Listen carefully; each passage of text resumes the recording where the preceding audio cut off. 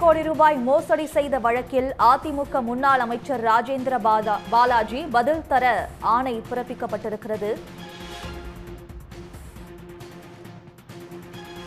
முன்னாள் அமைச்சர் ராஜேந்திர பாலாஜி 4 வாரங்களில் பதிலளிக்க சென்னை உயர்நீதிமன்றம் உத்தரவிட்டுள்ளது. பணத்தை திருப்பி கொடுத்து வாக்குமூலத்தை மாற்றி சொல்ல மிரட்டல் விடுத்ததால் மேல் விசாரணை நடத்த மனுவில் கோரிக்கை வைக்கப்பட்டுள்ளது. 3 கோடி ரூபாய் மோசடி செய்த வழக்கில் அதிமுக முன்னாள் அமைச்சர் ராஜேந்திர பாலாஜி பதில் தர ஆணை பிறப்பிக்கப்பட்டுள்ளது.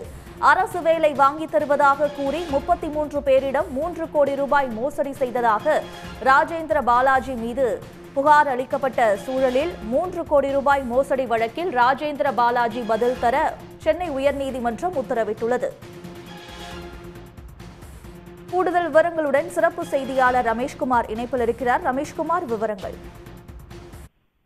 கடந்த அதிமுக ஆட்சி காலத்துல பால்வளத்துறை அமைச்சராக பதவி வகித்தவர் தான் ராஜேந்திர பாலாஜி. ஆவின் நிறுவனம் உள்ளிட்ட அந்த அரசு துறைகள்ல வேலை வாங்கி தருவதாக கூறி 33 பேரிடம் 3 கோடி ரூபாய் வசூலித்து மோசடி செய்ததாக விருதுநகர் மாவட்ட குற்றப்பிரிவு போலீசார் வழக்கு செய்து விசாரணை நடத்தி வருகிறார்கள். இந்த வழக்குல தான் மேல் விசாரணை நடத்த கோரியும் அதே போல விரைந்து குற்றப்பத்திரிகை தாக்கல் செய்ய உத்தரவிட கோரியும் தான் இந்த புகார்தாரன முன்னாள் சபாநாயகர் காளிமுத்தினுடைய தம்பி நல்ல தம்பி சென்னை உயர்நீதிமன்றத்துல மனு தாக்கல் செய்திருந்தார். அந்த மனுவில் இந்த வேலைக்காக பணம் கொடுத்தவர்களை அழைத்து 70 லட்சம் வரை திருப்பி கொடுத்த முன்னாள் அமைச்சர் ராஜேந்திர பாலாஜி அந்த வாக்குமூலத்தை மாற்றிச் சொல்ல வேண்டும் என மிரட்டல் விடுத்ததாக அவர் அந்த மனுவில் தெரிவித்திருக்கிறார். பணத்தை திருப்பி கொடுத்தது, சாட்சிகளை மிரட்டியது தொடர்பான ஆதாரங்களுடன் மாவட்ட குற்றப்பிரிவுக்கு புகார் அளித்தும் அதுல மேல் விசாரணை நடத்த கேட்டுக் கொண்டதாகவும் தனது மனுவில் அவர் குறிப்பிட்டிருக்கிறார். கடந்த 2024ஆம் ஆண்டு மே மாதம் மாவட்ட குற்றப்பிரிவில் அளித்த புகார் மனு மீது நடவடிக்கை எடுக்கப்பட்டதனால சென்னை உயர்நீதிமன்றம் தலையிட்டு உரிய உத்தரவு பிறப்பிக்க வேண்டும் என்று அவர் கேட்டுக் கொண்டிருந்தார்.